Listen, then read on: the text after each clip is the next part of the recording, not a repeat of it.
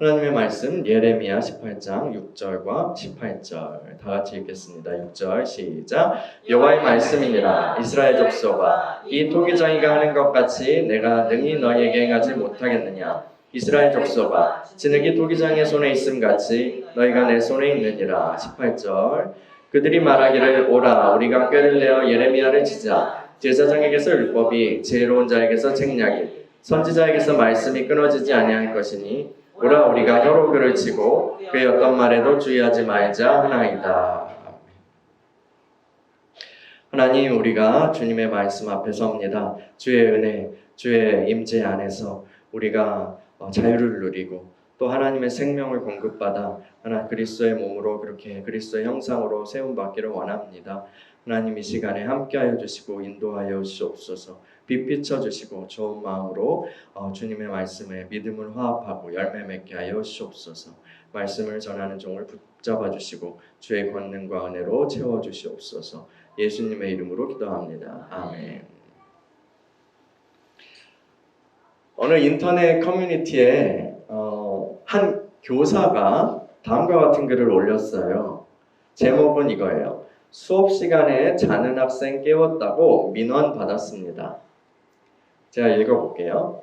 보통 수업 시간에 졸 수 있다고 생각하고 저도 학교 다닐 때 많이 자서 자는 거에 크게 민감한 편은 아니지만 시작한 지 얼마 안 돼서 그냥 대놓고 엎드려 자길래 수업 흐름 끊기 싫어 잠깐 놔두다 한 달락 설명이 끝나고 잠깐 텀에 깨웠습니다.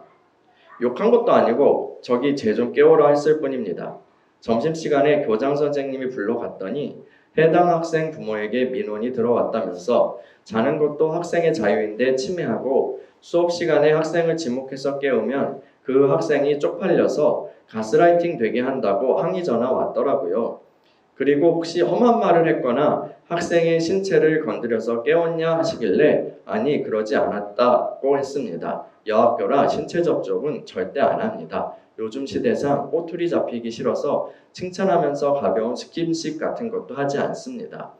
일단 교장 선생님은 알겠다고 하시고 세상 참 웃기다고 저랑 하고 교장실을 나왔는데 만약 이걸 정서적 학대로 걸면 걸리는 거 아닌가?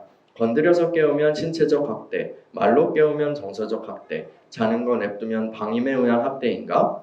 만약 욕하지도 않고 건드리지도 않았는데 학생이 부모님한테 이야기를 지어내서 고소된다면 나는 증거가 있는가? 그럴 경우 같은 반 학생들은 나를 위한 옳은 증언을 해줄 것인가? 그리 따짐 수업하는 것 자체가 아동학대 아닌가? 많은 생각이 들었습니다.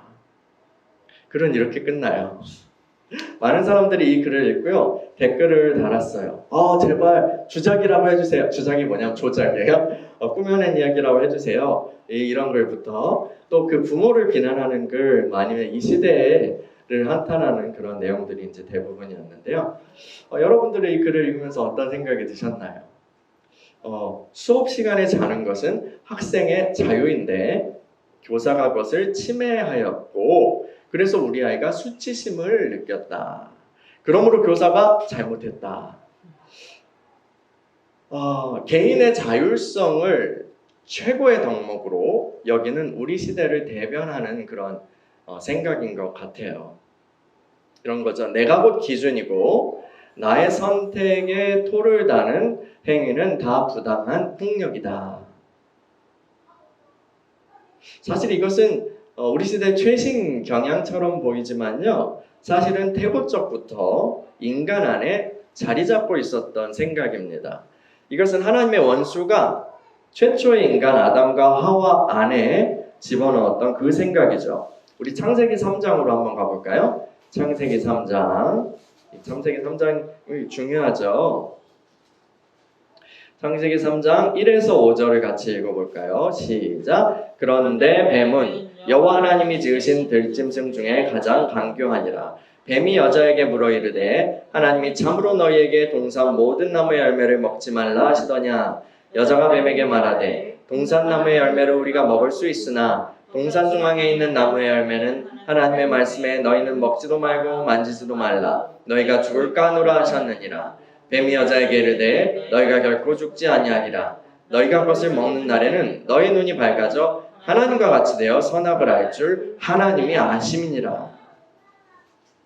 이 뱀은요, 사람들 안에 그 하나님의 그 성품, 하나님의 그 성품과 하나님의 그 인간을 향한 그 사랑이죠. 그 마음, 또 그분의 말씀에 대한 의혹을 슬며시 이렇게 집어넣었어요. 이 뱀의 프레임 안에서요, 뱀의 프레임 안에서 하나님은 어떤 존재예요? 기득권을 지키기 위해서 사람을 기만하고 겁주는 그런 존재였어요. 아담과 하와의 마음에 이 생각이 쫙 들어왔을 때 아담과 하와는 헛된 욕망을 품게 되었죠. 하나님처럼 되기 위해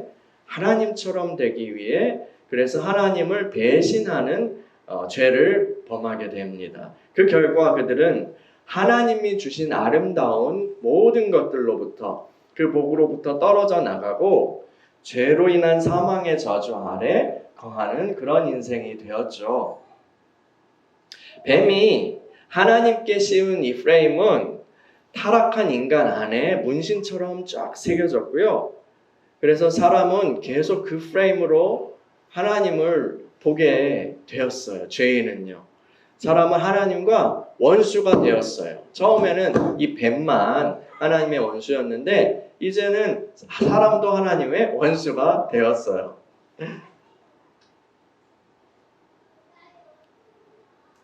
이 프레임에서 나오는 그런 생각들은요, 언약 백성들 안에서도 계속 작용해서 그들을 하나님에게서 멀어지게 만들었어요. 예레미야 시대도요. 어느 날 하나님께서요, 예레미야 선지자를 불러서 말씀하셨습니다. 예레미야, 어서 토기장의 집으로 내려가라. 거기서 내가 너에게 전할 메시지가 있다. 예레미야는 순종해서 토기장의 집으로 갔어요. 가보니까 마침 토기장이가 물레를 이렇게 돌리면서 일을 하고 있었습니다. 토기장이는 진흙으로 이렇게 그릇을 막 빚다가 잘 되지 않으면 다시 막 뭉쳐가지고 다른 모양의 그릇을 빚었어요. 그것으로요. 그 장면 이제 흥미롭게 예레미야가 이렇게 보고 있는데 하나님께서 예언의 말씀을 주셨어요. 그 예언의 말씀이 예레미야 18장 6절이에요. 18장 6절 같이 읽어볼까요? 예레미야 18장 6절 시작. 여호와의 말씀이니라. 이스라엘 족속아, 이 토기장이가 하는 것 같이 내가 능히 너희에게 행하지 못하겠느냐. 이스라엘 족속아, 진흙이 토기장의 손에 있음 같이 너희가 내 손에 있느니라. 아멘. 하나님의 메시지는 이거예요. 하나님은 토기장이시고 이스라엘 족속은 그 손에 진흙이라는 거죠. 하나님께서는 그들을 살릴 수도 죽일 수도 있으신 분이에요. 하나님 그런 자유가 있으시죠. 근데 그 하나님을 경외하지도 않고 불순종하는 자들은 결국 심판을 받게 될 거예요. 그런데 어서 각자 그러니까 이 하나님을 경외하지 않는 그것에서 돌이켜서 각자 자신의 길에서 돌이켜서 주님이 원하시는 그런 모습으로 그런 행동과 행실로 고치라는 거예요. 근데 이스라엘 백성들은 이 말씀을 예레미야가 전했을 때 어떻게 했을까요? 예레미야 18장 12절을 한번 읽어볼까요? 18장 12절 시작. 그러나 그들이 말하기를 이는 헛되니 우리는 우리의 계획대로 행하며 우리는 각기 악한 마음이 완악한 대로 행하리라 하느니라. 이거예요. 왜 그렇게 해야 되는데요? 내가 왜 그렇게 해야 되는데요? 우리는 우리 생각대로 할 거예요. 그게 악하든 말든 우리 마음 내키는 대로 살래요. 하나님께서는 이제 노하기를 꾹 참으시면서 마지막 살 길 열어주신 거거든요. 아주 엄중하게 얘기하신 거죠. 야, 내가 통기장이고 너 진흙이야. 그럼 누구 말 들어야 돼? 지금 너 빨리 말 들으면 내가 용서해 줄 거야. 근데 거기에서 왜 그렇게 해야 되는데요? 그건 당신 생각이죠. 하나님 당신 생각이죠. 선과 악은 당신 생각이죠. 우리의 선과 악은 달라요. 그게 악하든 말든 우리 마음 내키는 대로 할래요. 이게 뭐예요? 하나님이 내미신 손에 이스라엘 백성이 하고 가르침 뱉는 거예요. 그들의 반응은 거기서 끝나지 않아요. 예레미야 18장 18절을 읽어볼게요. 18절 시작. 그들이 말하기를 오라 우리가 꾀를 내어 예레미야를 치자. 제사장에서 율법이 지혜로운 자에게서 책락이 선지자에게서 말씀이 끊어지지 아니할 것이니 오라 우리가 혀로 그를 치고 그의 어떤 말에도 주의하지 말자 하나이다. 이 구절을요, 세번역 성경으로 한번 읽어드릴게요. 그러면 이스라엘 사람들이 어떤 의미로 이 말을 하고 있는지 좀 더 잘 이해가 되실 거예요. 제가 읽어볼게요. 백성이 나를 두고 이르기를 이제 예레미야를 죽일 계획을 세우자. 이 사람이 없어도 우리에게는 율법을 가르쳐줄 제사장이 있고 지혜를 가르쳐줄 현자가 있고 말씀을 전해줄 예언자가 있다. 그러니 어서 우리의 혀로 그를 헛듣자. 그가 하는 모든 말을 무시하여 버리자 합니다. 이스라엘 백성들은 단지 하나님의 선의를 무시하는 것을 넘어서서 이제 분노하고 앙심을 품었어요. 근데 하나님을 죽일 수 있어요? 없어요? 그럴 수 없으니까 자신들의 감정을 상하게 한 하나님의 메신저, 즉 예레미야를 제거하려는 그런 계획을 꾸민 거예요. 놀라운 것은요, 이 사람들이 자기의 종교를 버리지 않는다는 거예요. 하나님 따위 이렇게 하면서 무신론자가 된 게 아니에요. 뭐라고 해요? 예레미야 말고도 얼마든지 우리가 듣고 싶은 메시지를 전해줄 사역자들이 많이 있어 라고 말하고 있어요. 계속해서 이제 그 종교 생활은 한다는 거예요. 이 사람들에게 예레미야는 대체 가능한 상품과 같습니다. 하나님이 토기장이시고 그들이 진흙이다 라는 얘기를 했더니 그건 난 모르겠고 됐고 일단 난 소비자고 하나님의 말씀은 혹은 그걸 전하는 사람들은 시장에 진열된 상품이야 라고 말하는 것 같아요. 예레미야라는 업체의 서비스가 마음에 들지 않으니까 이제 다른 업체로 갈아타야겠다 하는 거죠. 이러한 선택으로요, 이스라엘 백성들은 회개할 수 있는 기회를 놓쳤어요. 그리고 결국 심판을 받게 될 거예요. 놀라운 것은요, 수천 년 전에 이 예레미야 18장에 기록된 이야기가 오늘날 우리의 상황, 우리 한국교회의 상황에서도 반복되고 있다는 거예요. 우리가 믿는 하나님은요, 예레미야를 통해 말씀하셨던 그 하나님이십니다. 그 하나님은 변함이 없으시죠. 그 하나님은 토기장이시며 우리는 그의 손에 있는 진흙이에요. 하나님께서는 지금도 우리를 그분이 기뻐하시는 대로, 그분이 기뻐하시는 뜻대로 빚어가시는 분이십니다. 우리의 뜻이, 우리의 생각이 기준이 아니라 하나님이 기준이시죠. 하나님께서는 자신의 기뻐하시는 뜻을 말씀을 통해 우리에게 알려주셨어요. 그 하나님의 말씀이 곧 우리의 존재와 삶을 형성하는 기준입니다. 선지자들을 통해 말씀하셨던 하나님께서는 맨 마지막에 아들을 보내셔서 말씀하셨어요. 그 말씀은 곧 신구약 성경 66권이죠. 주님께서는 그 말씀으로 자신의 백성을, 우리들을요, 거룩하게 세우시기 위해서 자, 이제 성경책이 완성됐으니 너희에게 줄게 하면서 택배로 한 권씩 다 보내고 알아서 읽으라고 하시지 않았어요. 하나님께서는 또한 말씀의 사역자들을 교회 가운데 세우셔서 성도들을 세워가도록 하셨어요. 장로교단의 신조를 담고 있는 웨스트민스터 신앙고백 제25장 3항은 다음과 같이 말합니다. 제가 읽어드릴게요. 교회에 대한 내용인데요. 그리스도는 세상 끝날까지 현세에서 성도들을 모으시고 온전케 하시기 위하여 이 보편적 유형교회에 하나님의 사역자들, 말씀, 성례를 주셨다. 게다가 또 그분은 자기 약속에 따라 친히 그리고 성령으로 그것들이 효력 있도록 하신다. 그래서 주님께서는 승천하신 주님께서는 성도들을 모으시고 온전하게 하시기 위해서 교회에 그리스도의 몸을 세우시기 위해서 뭘 주셨다고요? 하나님의 사역자들 그리고 말씀 성례를 주셨다. 그리고 그것을 효력 있게 하시는 분은 성령이신 거죠. 계속해서 효력 있게 역사하시는 분은 성령이시라는 거예요. 승천하신 그리스도께서는 그분의 일꾼을 교회에 보내셨어요. 그리고 말씀과 성례를 통해서 그분의 교회를 섬기게 하셨어요.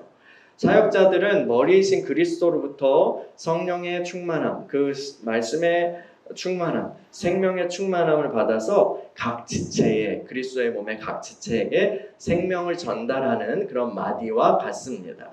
에베소서를 우리 같이 읽어볼까요? 에베소서 4장 15에서 16절 읽어보겠습니다. 에베소서 4장 15에서 16절 같이 읽어볼게요. 시작. 오직 사랑 안에서 참된 것을 하여 범사에 그에게까지 자랄지라. 그는 머리니 곧 그리스도라. 그에게서 온 몸이 각 마디를 통하여 도움을 받음으로 연결되고 결합되어 각 지체의 분량대로 역사하여 그 몸을 자라게 하며 사랑 안에서 스스로 세우느니라. 아멘. 머리는 그리스도시죠.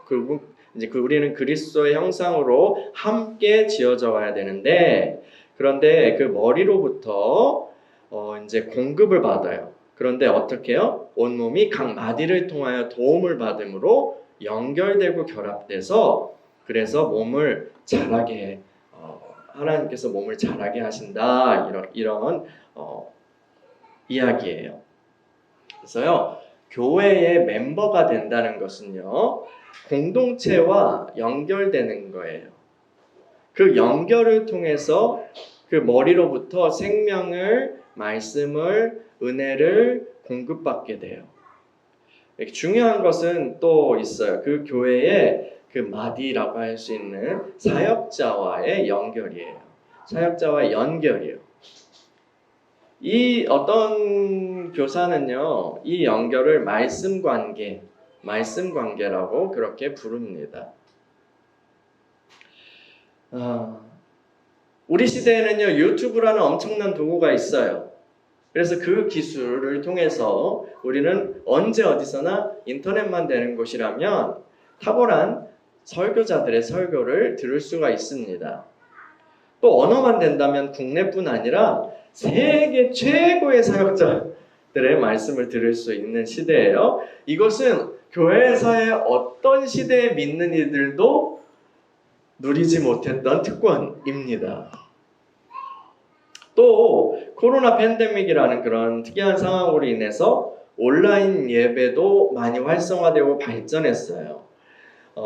이제 그것은 접근성의 확대라는 면에서 굉장히 긍정적일 수 있다고 저는 봅니다. 그래서 사회적 거리두기가 해제된 후에도 온라인으로 예배를 드리는 그런 성도들이 많이 있어요.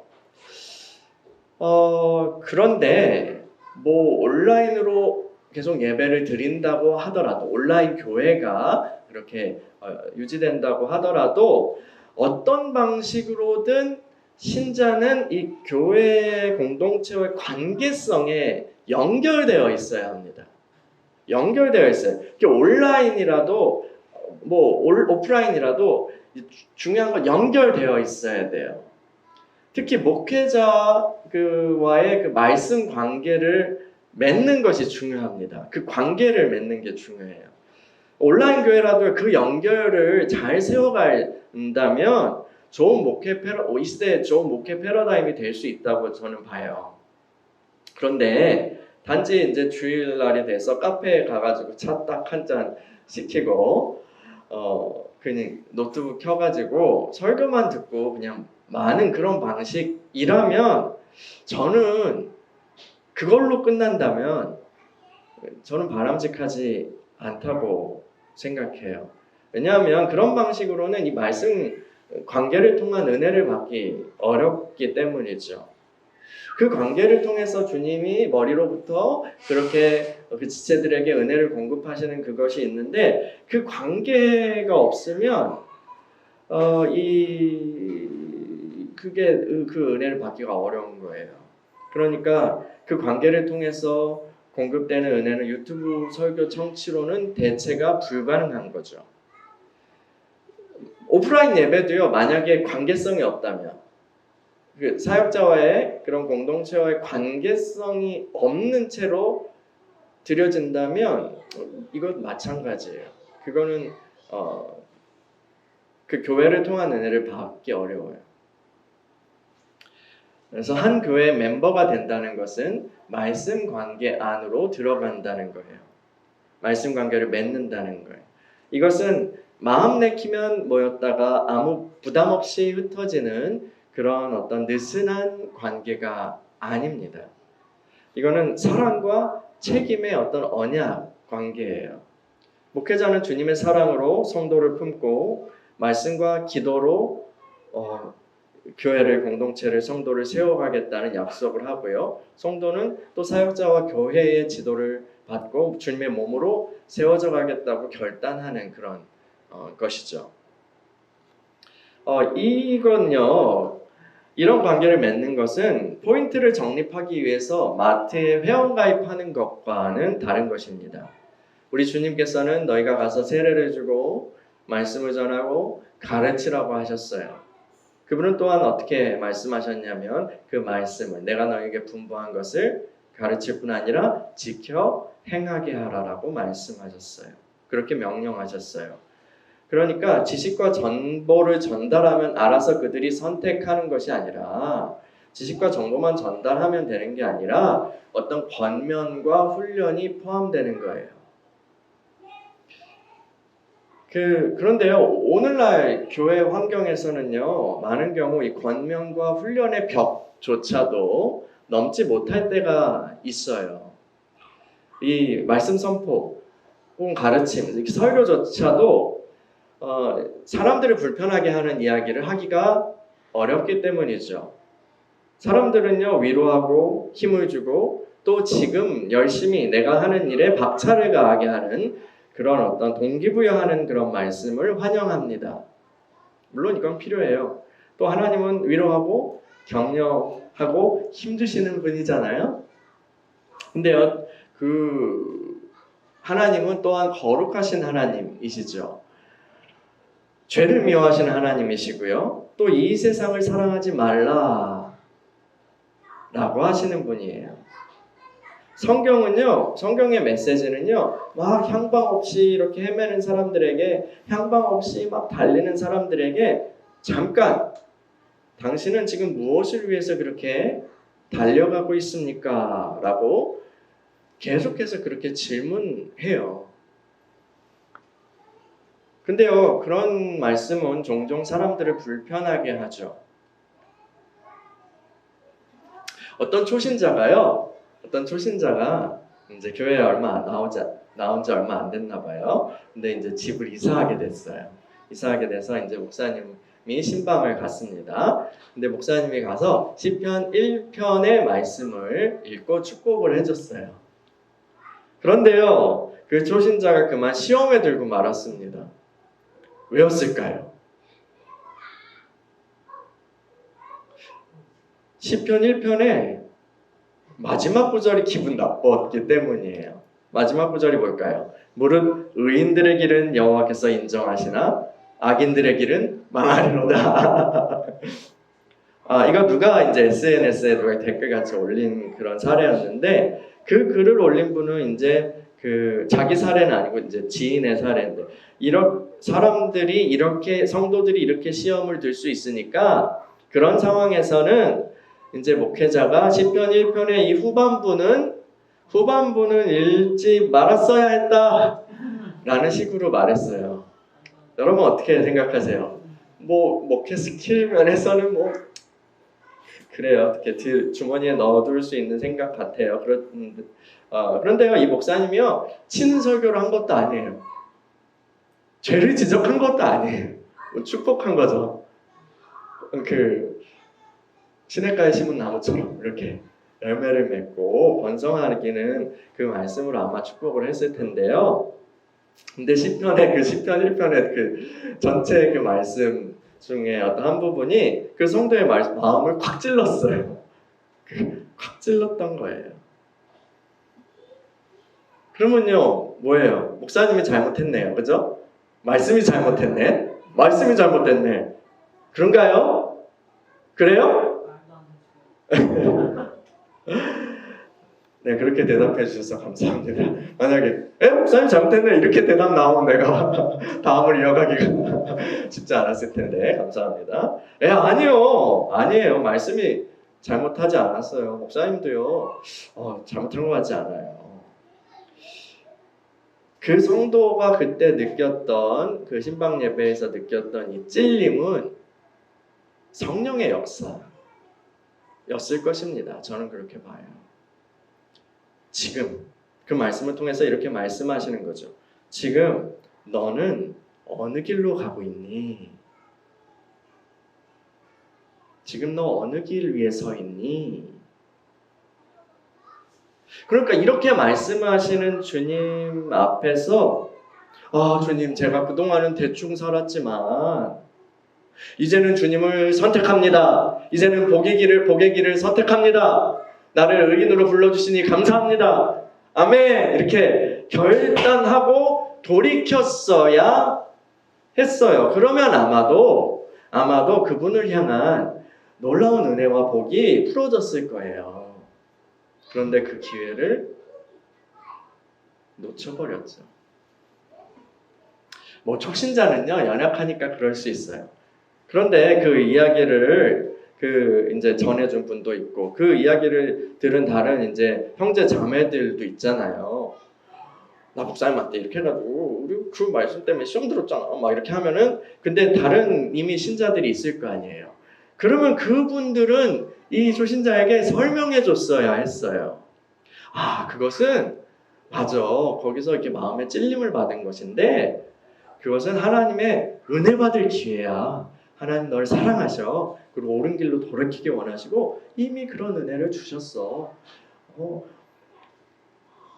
이렇게 설명을 해주면서 이끌어줘야죠. 그런데 그거에 동조해서 목사님이 잘못했네. 말씀이 잘못했네. 이렇게 나오면 안 되는 것입니다. 같이 망하는 거예요. 그러니까 그런데 이게 사고가 초신자서부터 계속해서 신앙의 연조가 깊어지면서 이 사고 체계가 계속해서 고쳐지지 않고 고착돼 버리면 이 패턴이 고착돼 버리면 아무리 탁월한 그런 설교자들의 설교를 들어도 막 교수님의 강의를 들어도 신앙생활을 오래 하고 직분을 받아도 그 인격과 삶의 변화가 극히 드물게 나타나게 될 것입니다.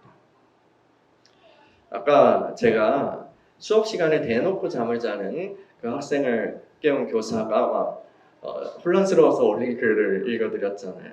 그래서 그 부모가 민원을 제기한 이야기를 했었어요. 그러면 앞으로 이 선생님은 어떻게 해야 될까요? 어떻게 할까요? 어떻게 해야 될까요가 아니라 어떻게 할까요? 할 가능성이 높을까요? 학생이 그냥 대놓고 잠을 자면 그냥 둘 가능성이 높을 거예요. 굳이 긁어서 부스럼 만들 필요가 없으니까요. 근데요, 학교 상황도 학교 상황이지만요, 이것은 목회 현장에서 비일비재하게 일어나는 일이에요. 많은 목회자들은요, 사람들을 불편하게 하지 않을 정도로 말씀을 전합니다. 의도적이기도 하고요, 무의식적이기도 해요. 자기 검열이요. 근데 이런 건 해요. 열심을 내십시오. 열심히 교회 일을 하십시오. 섬기십시오. 이런 어떤 행동을 촉구하는 그런 도전은 오히려 쉬워요. 그것도 요즘은 조심스럽긴 하지만요. 그 행동을 촉구하고 헌신을 촉구하는 거는 뭐예요? 하거나 안 하거나거든요. 하거나 안 하거나예요. 별로 그거는 자아를 건드리지 않아요. 성품과 존재를 건드리지 않아요. 그런데 성품과 존재를 그렇게 건드리는 변화되어야 합니다. 그런 식의 이제 예레미야를 통해서 아까 얘기했던 너의 행실과 뭐 이거를 바꾸고 뭐 이런 식으로 하는 그런 것들은 그런 거는 어렵습니다.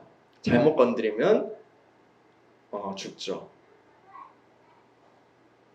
뭐 교회 상황에 죽는다는 게 진짜 총으로 쏴서 죽일 수도 있어요. 뭐 남미 같은 데서는 설교 듣다가 총으로 막 쏘고 그런 사례도 있었다고 해요.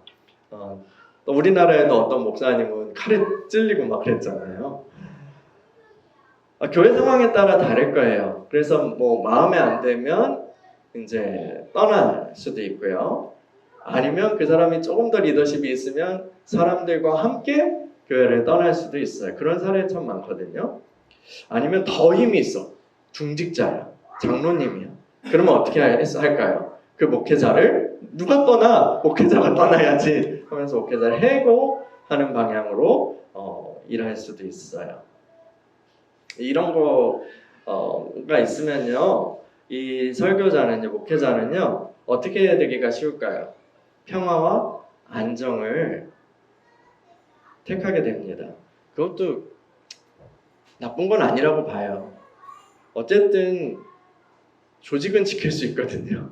교회는 평화롭게 지키고 그 그늘 아래서 평안하게 신앙생활하면서 은혜 받을 그런 성도들을 생각하면 참는 것도 대단한 거예요.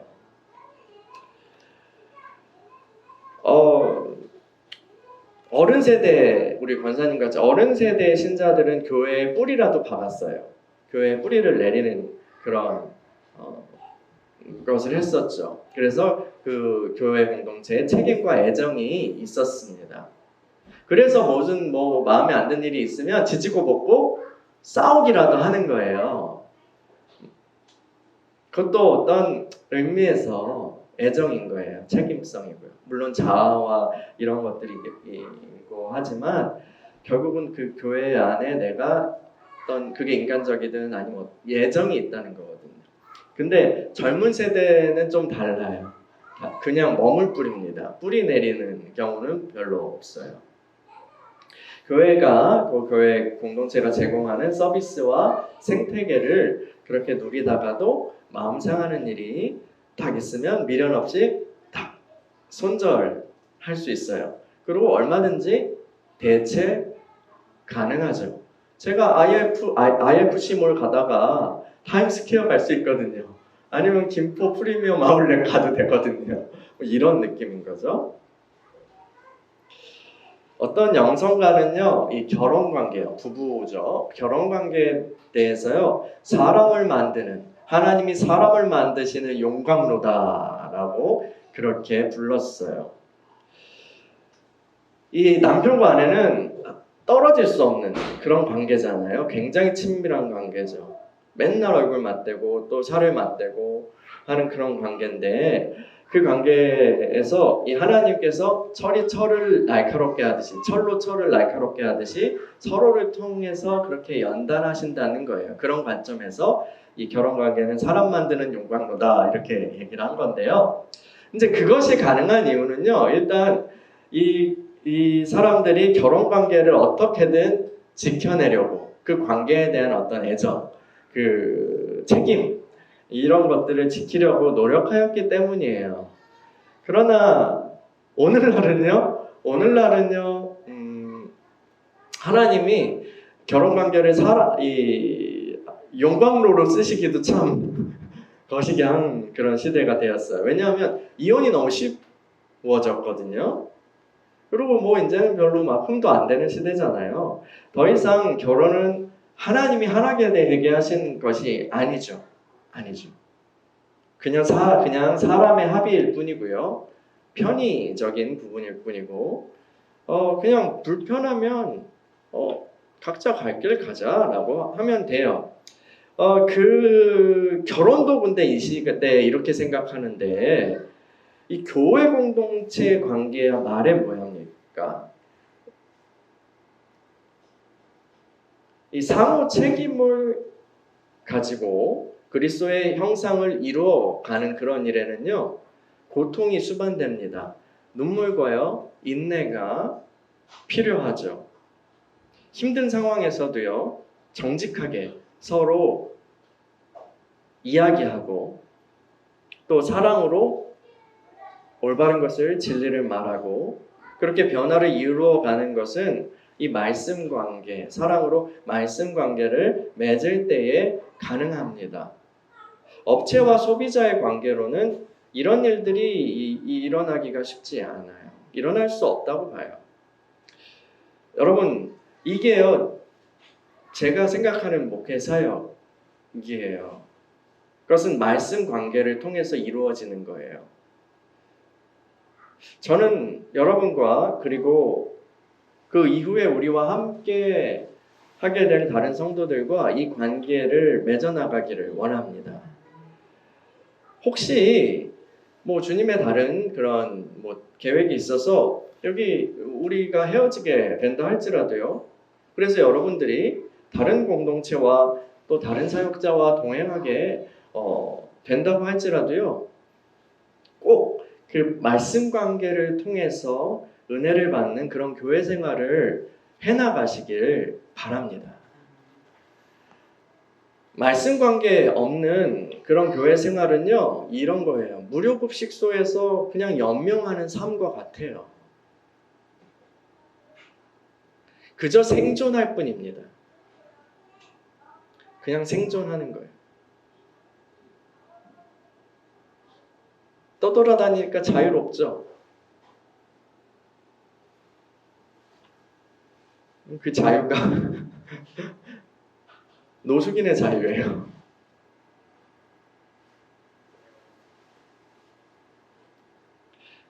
말씀 관계를 통해서 공급되는 은혜는요, 어머니의 집밥을 먹으면서 자라는 것과 같습니다.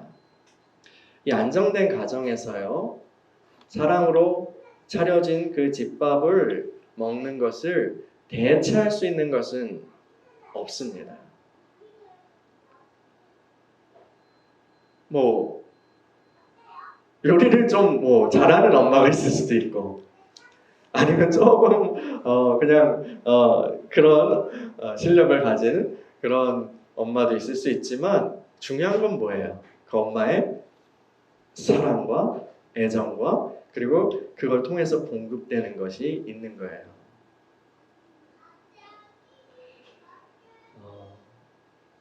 좋은 사역자를요 만나는 것은 엄청난 복입니다.